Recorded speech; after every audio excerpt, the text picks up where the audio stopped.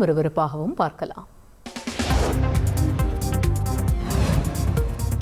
டெல்லியில் பாஜக தேசிய தலைவர் நட்டாவை சந்தித்து தமிழக அரசியல் சூழ்நிலை மற்றும் அண்ணா பல்கலைக்கழகத்தில் நடந்தது குறித்தும் பேசுவேன் என்று அக்கட்சியின் மூத்த தலைவர் தமிழிசை சவுந்தரராஜன் தெரிவித்துள்ளார்.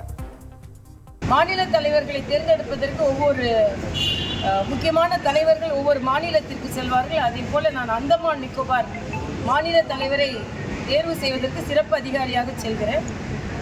அதன் விஷயமாக மரியாதைக்குரிய நட்டாஜி அவர்களிடம் பேசுவதற்கும் தமிழகத்தில் உள்ள அரசியல் சூழ்நிலைகளை பற்றி விவரிப்பதற்கும் குறிப்பாக அண்ணா பல்கலைக்கழகம் போன்ற நிகழ்வுகளில் பெண்களுக்கு நடந்து கொண்டிருக்கின்ற பாதிப்புகள் இதையெல்லாம் விவாதிப்பதற்கும் தமிழக அரசியல் சூழ்நிலையை பற்றி எடுத்துச் சொல்வதற்கும் நான் செல்கிறேன்.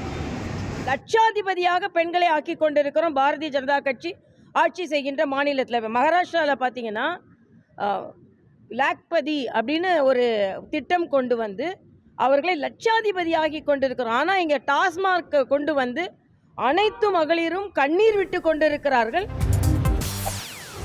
செய்திகளை உடனுக்குடன் தெரிந்து கொள்ள உடனே சப்ஸ்கிரைப் பண்ணுங்க.